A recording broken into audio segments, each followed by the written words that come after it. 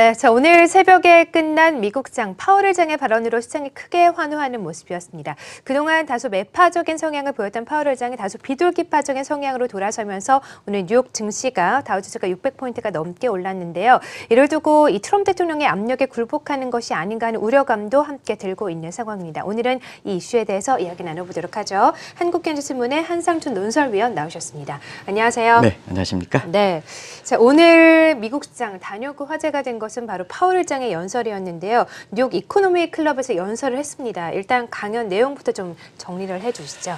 우리가 이 방송을 통해서 미국의 페드의 그 금리 인상 속도 조절론 이건 이제 방송을 이렇게 쭉 보니까 1개월 전에 했었고요. 네. 그다음에 일주일 전에도 아마 이 문제를 얘기했었는데요. 당시에 그 10월 달에 미국 증시라든가 한국 증시가 상당히 안 좋고 있을 때 일부 증권사가 PBR 동원해서 1,500 이렇게 얘기할 때 그때 너무 심리를 위축할 필요가 없습니다. 미국 증시가 금리 속도 조절을 나옵니다 하는, 그래서 한국 증시의 돌파구가 될 수가 있습니다. 이런 쪽의 방송을 해드린 적이 있습니다. 근데 그때부터는 이미 이 문제가 검증됐다 이렇게 됐습니다. 네. 그래서 이것이 언제 확인되느냐 하는 문제였었는데요.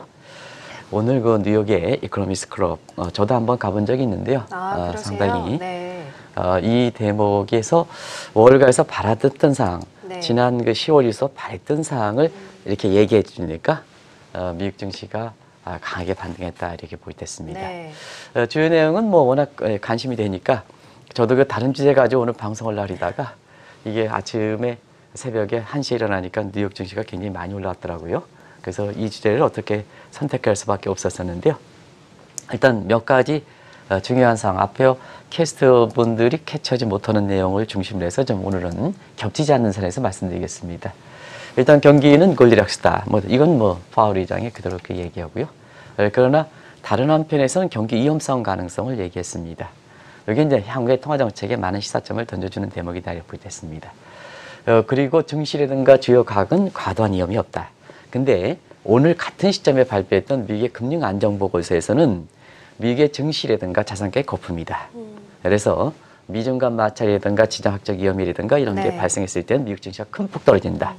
여기 제롬 파월이 치매 걸린 게 아니냐 이런 얘기가 나오는 것도 바로 그런 대목이다. 왜냐, 페드의 금융안정보고서는 이렇게 주가가 굉장히 거품이 발생했다. 리스크가 발생하면 큰 폭 조정하는데 제롬 파월은 사실 이 문제에서 과도한 위험이 없다 이렇게 얘기했기 때문에 트럼프 압력을 많이 의식한 게 아니냐 이렇게 이런 얘기거든요. 그런 뉘앙스를 좀 잘 읽으셔야 됩니다.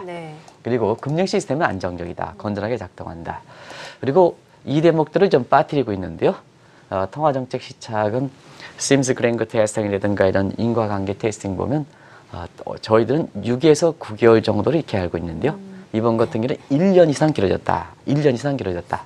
그러면 이제 시청자 여러분 보겠습니다. 나중에 설명드리겠습니다는 지금의 금리 변경은 1년, 통화정책 시차 1년이라면 내년 4분기에 경기 상황을 감안해서 지금 조절해야 된다는 얘기죠. 네, 그렇죠. 그렇죠?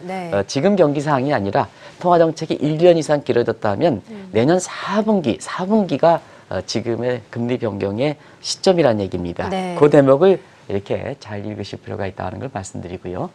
그다음에 금리 결정은 not float 전도표라든가 그다음에 optimal 컨트롤, 최적 룰에 의해서 가는 게 아니라 데이터 디펜더 방식이다. 이것도 한번 설명드린 적이 있습니다. 페드의 이렇게 정책은 어떤 계획 경로를 가는 게 아니라 경기 상황에 따라서 변한다. 근데 지금은 경기 상황이라든가 증시 상황이 급변하지 않습니까? 급변하다 보니까 고스톱 방식에서 한번 올리고 스탑하는 방식이 아니라 매번 회의 때마다 금리를 조정할 수가 있다 하는 입장으로 바뀌는 거거든요.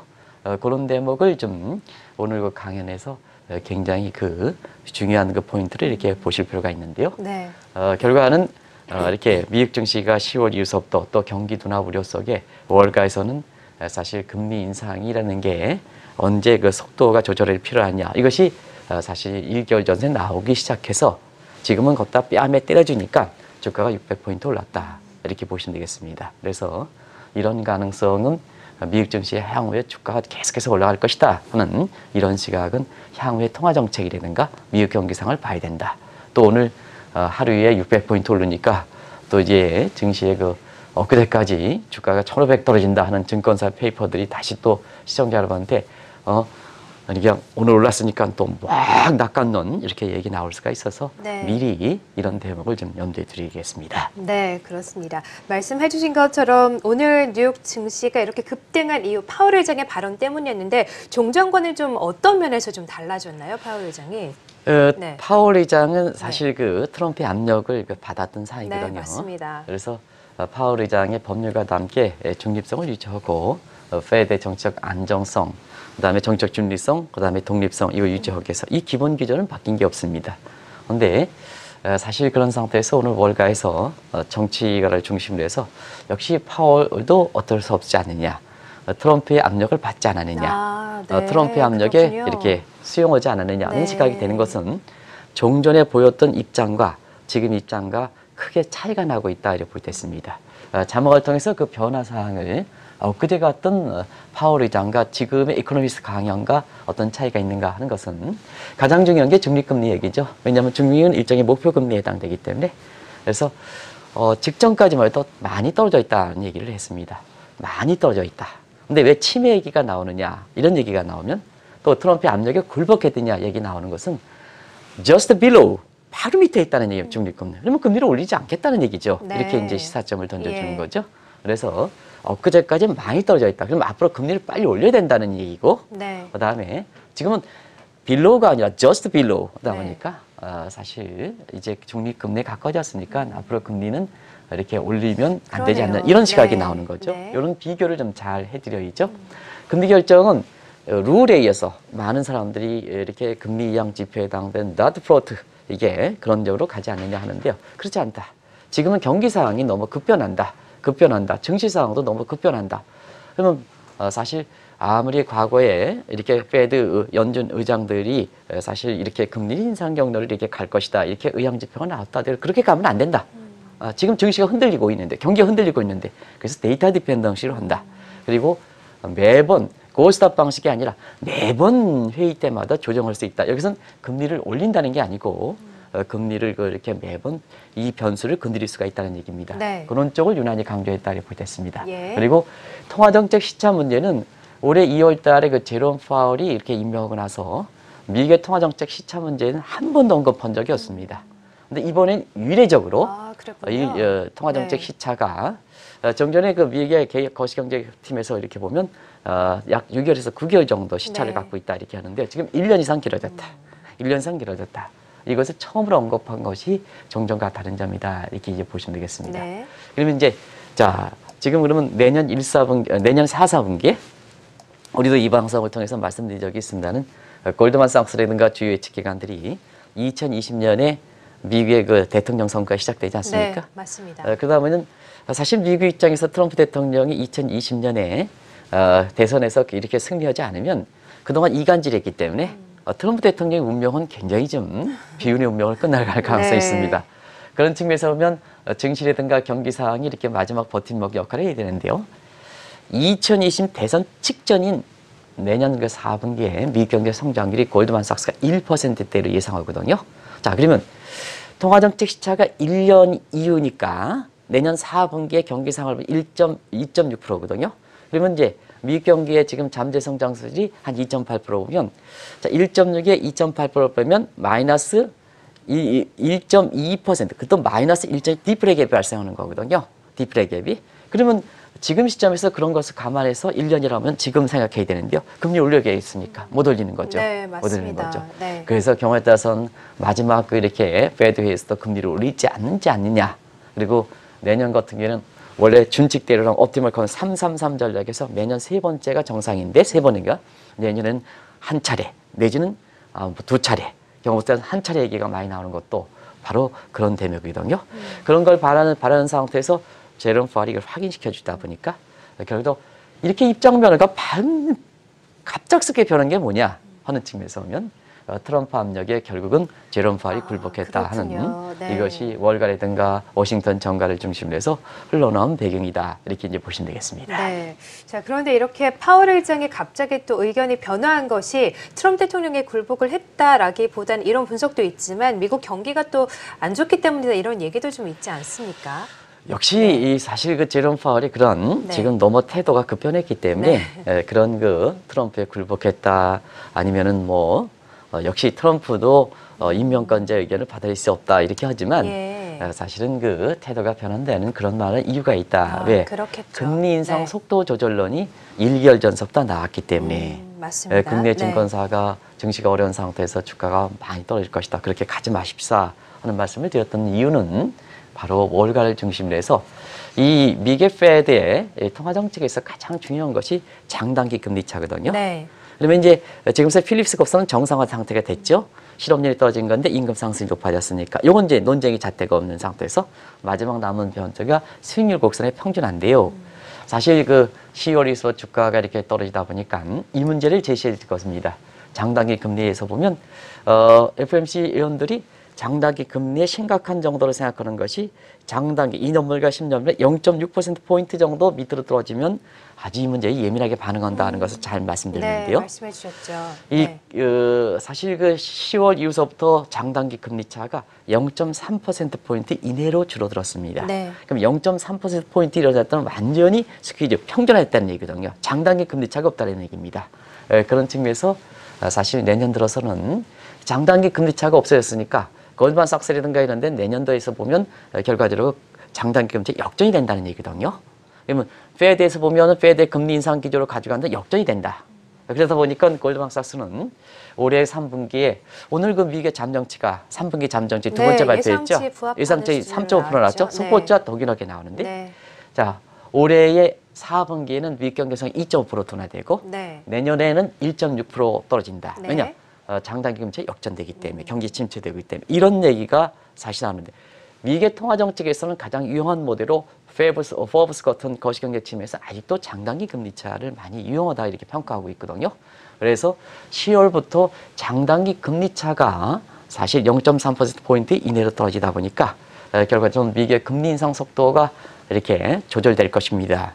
10월 증시에 이렇게 악몽일 때 주가가 떨어질 때 일부 증권사가 고객을 대상으로 해서 연초에 가장 낙관적으로 봤던 그 기관이 이게 1,500달러인다. 그렇게 가지 않습니다. 심리적으로 안정돼야 됩니다. 이런 쪽에 말씀드렸던 내용들이 월가를 중심으로 해서 장단기 금리차의 스프레드가 줄어다 보니까 금리 인상 속도의 조절론이 이미 감지돼서 한국경제TV에서 통해서 처음으로 그런 얘기를 전달해 주는 것이 바로 오늘 확인됐다 이렇게 보겠습니다. 네, 그렇습니다. 사실 최근에 이 장단기 금리차 축소 문제가 많이 좀 거론이 되고 있는데 사실 미국 경제 회복세를 본다면 이 금리차가 좀 벌어져야 되는 게 정상인데 왜 이렇게 좀 줄어들고 있는 걸까요? 그만큼 불안하기 때문에 그렇죠. 그렇군요. 이제 단기 금리, 2년 금리는 미국의 페드의 통화 정책에 영향을 받죠. 이번에 조정 제롬 파월의 의견 전에는 12월 달에도 올리고 내년에 4차례 올린다. 맞습니다. 그러다 보니까 뭐냐 장단기 금리 차에서 단기 금리는 정책 금리 영향을 받는데요. 자 정책 금리 영향 단기금 올라가겠죠. 올라가겠죠. 근데 자 10월에 있었던 미국 경제가 자꾸 불안하다 이렇게 이제 말씀드렸을 겁니다. 그래서 자꾸 불안하다. 왜 불안하냐? 미국 경제에서 3.5% 괜찮다. 어떤 시청자 게시판에서 어떤 분이 있잖아요. 미국 경제 3.5% 이게 왜 미국 경제에서 둔화되는 거냐? 성장률보다 둔화되는 거죠. 그래서 시청자 여러분한테 그 시청자 여러분한테 그런 말씀을 드렸습니다. 그럼 미국 경제 3.5% 괜찮습니다. 잠재성이 2.5%에 비해서 2.8%에 비해서. 근데 지속 가능성이 있느냐 하는 측면을 보는 거죠. 통화 정책 시차가 1년이니까 지금의 경제 성장이 중요한 게 아니라 앞으로 어떻게 될 것이냐 하는 측면이죠. 그런 측면에서 이 문제를 말씀드렸을 겁니다. 지속 가능성에서는 질적인 지표가 중요한데요. 재정 적자 확대돼. 무역 적자 확대돼. 미국 사람들이 소득계층은 고소득층과 저소득자 소득계 확대돼. 그래서 지금은 경제가 좋지만 통화 정책 시차에서 1년 정도가 되는 이후에 미국 경제는 급락할 가능성이 있다는 얘기죠. 골드만삭스 2.6% 나온 것처럼. 그러면 페드 입장에서 어떻게 할 것이냐. 결국 금리 인상 기조를 철회해야죠. 속도 조절해야죠. 이렇게 되는 거거든요. 그래서 자 지속 가능성이 적기 때문에 미국 경제 불안하다. 그러면 시청자 여러분께서는 자 안정자세로 지금은 금이 제대로 역할을 못하고 달러도 제대로 못하는 미국의 국채 쪽으로 가는 거거든요. 자 그러면 미국 국채 10년물 장기채 같은 경우는 미국 경제 불안한 요인 이 문제에서 영향을 받는데요. 불안하니까 미국의 국채를 사게 되니까 미국의 10년물 국채 가격은 올라가고 금리는 떨어지죠. 그러면 자 금리 인상 기조를 그대로 간다면 단기채 금리에 해당되는 2년물 금리는 계속해서 올라가고 그 다음에 사실 미국 경제 지속 가능성이 지금은 괜찮지만 지속 가능성이 적다는 측면에서는 안정자산이 이렇게 장기채 금리가 떨어지다 보니까 장단기는 역전이 되지 않느냐. 어떻게 올 것이냐. 네. 어떻게 올 것이냐.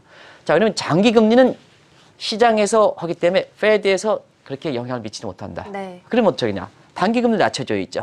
그죠? 단기금리 낮춰져 있죠. 맞습니다. 단기금리 낮춰져 있죠. 그러면 금리 인상 속도에 조절하는 거죠. 이것을 그렇죠. 네. 10월부터 얘기를 계속해서 말씀드리는 것도 바로 그런 측면. 오늘 확인했다 이렇게 보이겠습니다. 네, 단순히 뭐 트럼프 대통령 때문에 그런 건 아닙니다. 않았겠죠. 페드는 맞습니다. 1903년에 태어나가지고 사실 맞습니다. 100년 이상의 역사를 갖고 있는데 그렇죠. 이 트럼프 압력에 이렇게 굴복해서 네. 농담 삼아 나오는 거지. 네. 이렇게 나름대로 근거는 충분한 근거가 있다는 걸 말씀드리겠습니다. 네, 그렇습니다. 사실 말씀을 해주신 것처럼 이 장단기 금리가 축소가 되는 게 경기 침체를 예고를 하는 거라면 트럼프 대통령이 또 지적을 많이 해왔듯이 페드의 금리 인상도 좀 잘못된 거였지 않나 이런 생각도 좀 듭니다. 어떻게 보십니까? 네, 그동안 이제 외파적 속성을 하다가 비둘기파리 이렇게 됐으니까 그러면 이제 과거에는 올려왔던 것도 잘못된 게 아니냐. 맞습니다. 하는 이런 쪽에 이제 비판이 나올 수밖에 없죠. 그리고 이제 트럼프 대 그런 그 검증 문제는 이 페드 내에 알력 차를 한번 잘 보실 필요가 있다는 걸 말씀드리겠습니다. 그래서 페드는 지금 제니 앨런 파, 버냉키 제니 앨런 파, 과거 오바마 정부 시절 때 임명됐던 반 트럼프 인사와 그리고 지금은 트럼프 정부 들어서 트럼프 대통령이 임명하고 있는 친 트럼프 인사로 양분해 됐다 이렇게 보겠습니다. 결과적으로 제롬 파월이 금리 인상 속도의 조절론을 했던 것은 자, 과거에 2015년 12월부터 금리를 인상했던 것도 너무 빨리 올라가는 게 아니냐. 그럼 두 가지 측면. 일단 통화정책의 잣대의 측면에서 해보면 일단 필립스 곡선이 평준화돼 있어. 최근엔 정상화됐지만 평준화됐는데 이거 뭐냐? 이거 가지고 이게 통화정책 잣대를 삼는 것은 잘못된 게 아니냐. 그 다음에 장단기간의 경기 침체를 예고하는 경기의 앞으로 예고를 하는 이것도 이렇게 금리 스프레드가 이렇게 줄어든 상태에서 왜 금리를 올려왔느냐.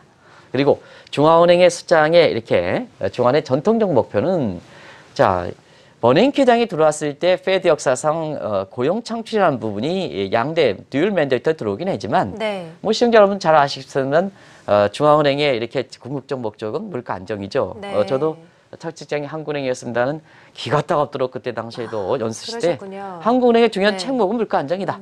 그래서 세계 각국들의 물가 안정은 그 중앙은행의 책무는 물가 안정이죠. 물가 안정이죠. 그러다 보니까 지금까지 물가는 안정돼 있지 않느냐. 왜 금리를 올렸느냐. 이렇게 얘기 나오는 거죠. 이렇게 나오는 거죠. 그래서 지금 시점에서는 과거에 금리를 빨리 올렸던 것, 제닛 앨런을 중심으로 해서 빨리 올렸던 것, 이런 것도 또 제롬 파월이 들어오면서 올해 금리를 세 차례 정도 빨리 올렸던 것도 이것도 지금 비판을 받는다. 결과적으로는 그래서 사실상 페드 내의 친트럼프자 반 인사를 중심해서 금리 인상 속도 조절론 그리고 트럼프 대통령이 사실 트럼프 대통령이 페드에 대해서 뭐를 알겠습니까? 안 그렇습니까? 맨날 부동산 개발이라 하고 뭐 이렇게 해서 이렇게 그 방송 진행이라고 하고 물론 그 부동산 개발업자가 금리에 대해서 민감하긴 하지만 그렇군요. 사실 이렇게 중요한 문제를 어떻게 알겠습니까? 결국은 미국의 본인 자신이 임명했던 페드 내 친트럼프의 인사의 성향을 많이 정책적으로 카멘트를 받고 있다는 얘기거든요. 그러다 보니까 지금 결과론적이지만 트럼프의 그 금리 인상 속도를 좀 조절해달라 하는 이 대목에 대해서 결과는 제롬 파월이 결과적으로 보면 수용하는 꼴이 됐다. 이렇게 이제 보시면 되겠습니다. 근데 정책 압력보다는 그만큼 충분하게 미국 경기 상황이 급변하다 보니까 이런 것이 제롬 파월 입장이 바뀐 것이 아닌가 이렇게 보고 있습니다. 네, 그렇습니다. 충분히 좀 경제적인 변화가 있기 때문에 이러지 않았을까 말씀해 주셨고 실제로 장단기 금리차가 이 미국 경기 증시를 판단하는데 얼마나 유용한 지표입니까? 네, 논란이 있죠. 논란이 있는데 전통적으로 보면 통화정책 관할 대상을 실물 경제만 생각하느냐 그다음에 증시라든가 부동산 자산시장까지 포함하느냐 이 대목이거든요. 공화당 측에서는 대체로 보면 폴 볼커 이런 사람들은 대부분 그린스폰 같은 경우는 대부분 다 공화당에서 임명됐던 사람이거든요. 요건 이제 그린스폰 독트린대로 실물 경제만 생각한다. 그러면 금융 변수가 실물 경제를 제대로 반영하기 때문에 장단기 금리차 가지고 미국 경기 상황을 굉장히 많이 본다 이렇게 보였습니다. 그러면 지금 집권당이라든가 그다음에 그 페드 내의 인사들은 친트럼프 인사를 했기 때문에 그린스폰 독트린대로 장단기 금리차 유용성을 더 많이 이렇게 생각한다 이렇게 보여졌고요. 그 다음에 오바마 정부 시절에 임명됐던 사람들, 금융위기 과정이죠. 이런 사람들은 통화정책 관할 대상을 뭐냐면 자산시장도 감안해야 된다. 그러다 보니까 자, 금융과 실물 간에 이렇게 격리가 떨어진 상태에서는 뭐냐? 이 소위 이게 버냉키 독트린이라는 이런 표현을 쓰는데요. 이런 때에서는 반드시 뭐냐? 금융부여서 실물 경제만 반응하지 않기 때문에 이렇게 장단기 금리 차를 너무 전체로 의존해 가지고 통화 정책을 추진하는 것은 사실 여러 가지 문제가 있다 이렇게 얘기하는 시각이거든요. 예. 그렇지만 이러한 논란 속에서도 아주 중립적 기조를 지키는 것이고요. 또 통화 정책이 어떻게 보면 이 근거를 제시하는 것이 페드의 그 포브스 모델, 그러니까 거시경제 계량팀인데요. 여기 보면 자 여기서 보면 이 논란 속에 에스트릴라 미시켄 한번 이거 말씀드리겠습니다. 장단기 금리차의 유용성, 경기채 유용성을 한번 페드 내에 연구 페이퍼 수치를 줘서 연구료를 줘서 이걸 검토한 거 보면 자 아직도 유용하다. 그리고 네. 수준이 0.3% 포인트, 0.5% 포인트 이게 수준이 중요한 게 아니라 네. 변화가 중요하다. 레벨보다는 변화가 중요하다. 그럼 변화는 뭐니까? 자, 올해 들어서 보면 왜 제롬 파월이 이렇게 금리를 매파적 속에서 이렇게 비둘기파를 변했을까 할 때는 올해 8월까지만 해도 장단기 금리 차가 벌어진 경우가 0.7%, 8% 포인트가 됐었거든요. 근데 10월 들어서는 이것이 변화, 체인지가 지금 거의 0.2% 포인트로 이렇게 변화됐으니까 제로 상태가 되니까 레벨보다는 변화가 된다. 자, 과거에 올해 8월 달에는 0.7% 포인트까지 장단기 금리 차가 벌어졌었는데 이게 0.2% 포인트 정도 내렸다. 체인지가 중요하다. 체인지가 중요하다. 그래서 그런 시점이기 때문에 사실 그 버리어 버페리스탄과 이런 사람이 장단기 금리 차가 미국 경제 주식 투자할 때 굉장히 유용한 지표로 됐고 네. 그리고 이런 체인지가 굉장히 계속해서 급변하게 축소가 되다 보니까 네. 사실 이 문제가 처음으로 거론된 게 아니고 올해 그 10월 초서부터 한국경제TV를 통해서 그런 그 월가의 변화사항, 페드 내 변화사항을 처음으로 이렇게 말씀드렸던 얘기거든요.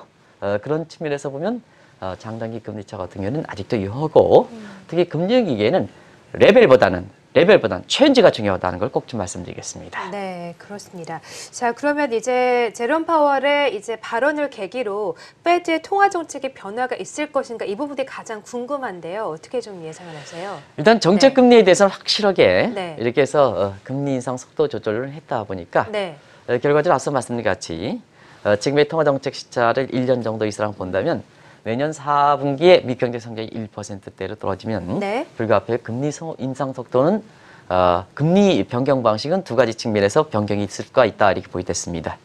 일단 종전에 취했던 고스톱 방식 한번 올리고 고 하고 그다음에 한두 차례 이렇게 쉬는 이 방식에서 네. 자 지금 경제가 급변하다 보니까 매번 회의에 금리 인상 문제를 검토한다. 이 시청자 여러분 이걸 좀 잘 아시기 바랍니다. 매번 회의 때마다 검토한다. 네. 그래서 12월에서부터 매번 회의에 검토한다. 그리고 많은 사람이 금리 인상 이항 지수로 얘기하는 not float 이 개념은 많이 희석될 것이다 이렇게 보이됐습니다.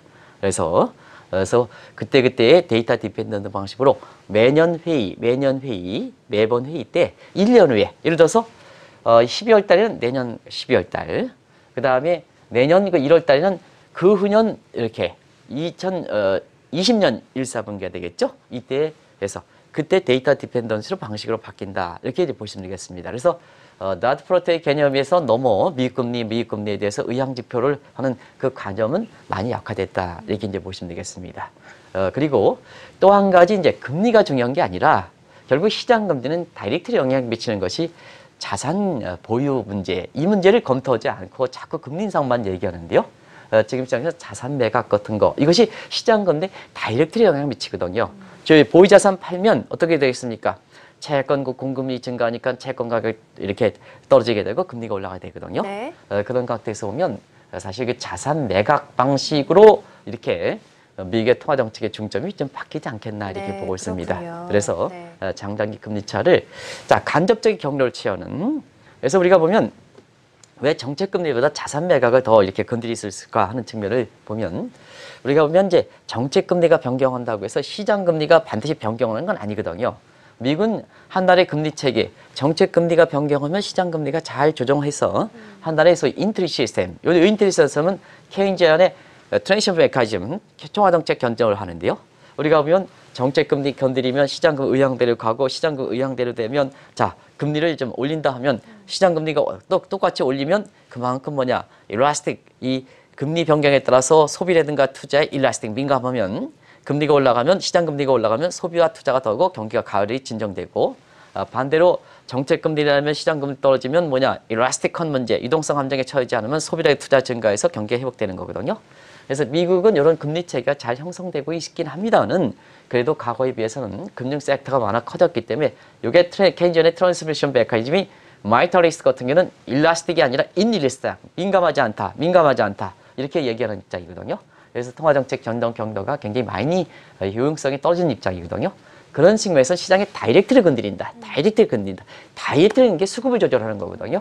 그래서 이번에 그 제롬 파월에 이렇게 되는 것은 너무 정책금리, 기준금리에 너무 초점되어 있습니다는 통화정책의 중심 잣대가 소위 뭐냐 우리가 보면 통화정책 정책 변경에서 중간에 이렇게 중간 변수 통해서 마지막에 표적 변수를 건드리게 되는 이런 건드리는 문제가 되거든요.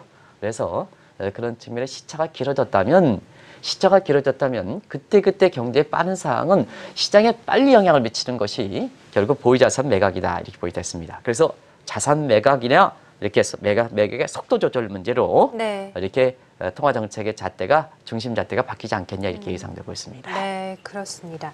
자, 그러면 이제 우리나라 내일 올해 마지막 금융통화위원회를 남겨두고 있는데요. 파월 의장이 오늘 발언으로 금통위 위원들 더 고민이 좀 많이 생겼을 것 같아요. 네, 고민 많아지겠죠. 왜 그러냐면 네. 미국이 그동안 이 문제를 계속해서 제시했죠. 네. 네. 그래서 미국이 금리를 올린다. 네. 우리가 금리를 안 올리면 맞습니다. 외자 이탈된다. 그런 말이 많았는데요. 맞죠. 네. 그래서 이제 지금 마지막 회의에 결과적으로 보면 이런 외자 이탈 문제 때문에 우리도 네. 금리를 올려줘야 된다. 경기 여부와 관계없이 올려줘야 된다. 네. 근데 미국에서 정작 이렇게 금리 인상 속도 조절을 나오니까 네. 아마 이런 주장 같은 경우는 이렇게 했던 분들 같은 경우는 고민이 많을 겁니다. 네. 그리고 또 한 가지는 오늘 그 화제가 됐던 것이 이코노미스트 클럽을 통해서 공교롭게 트럼프의 압력 때문에 결국 그런 입장대로 지금 변화가 됐지 않습니까? 네네. 그래서 제롬 파월이 이렇게 트럼프 압력에 지금 수용된 게 아니냐 하는 압력에 굴복한 게 아니냐 하는 것이 월가야 그다음에 사실 워싱턴 정가를 중심으로 해서 이렇게 나오고 있는데요. 우리는 우리는 어떤 압력을 받았습니까? 이낙연 국무총리라든가 김현미 국토부 장관이 우리가 강남이를 비롯해서 네. 수도권의 이 집값 문제가 왜 그럴까 하는 측면에서는 시중부동자금이 너무 많아서 그렇다. 시중부동자금 왜 많냐? 결과적으로는 한국은행에서 금리를 제때 올리지 못하지 않았냐. 그래서 한국은행의 책임론이 불게 되고 금리 인상의 실기론이 되고 결과적으로 보면 간접적으로 사실상 이렇게 한국은행에 대해서 금리 인상을 하도록 하는 게 아니냐 하는 시사. 그리고 공교롭게도 이주열 총재께서는 그동안 사실 이렇게 금리 인상에 대해서 신중한 입장을 보이다가 표현이 대내의 불균형을 시정한다. 아주 애매한 표현이지만 금리 인상에 대해서 이렇게 시사해 왔기 때문에 결국 내일이죠. 내일 올해 마지막 금통위에서 금리를 올릴 것이다 하는 시각이 기정사실화 되는 것 같습니다. 그래서 시청자를 한번 잘 보시겠습니다. 한 가지 이제 보면 반드시 그런 건 아닙니다. 미국은 네. 경기가 좋은데 금리 인상은 하지 말아라. 그렇죠. 이렇게 되는 거죠. 네. 그죠? 네, 그래서 맞습니다. 똑같은 압력을 받더라도 네. 뉘앙스가 다른 거죠. 미국 경기가 우리보다 솔직히 좋지 않습니까?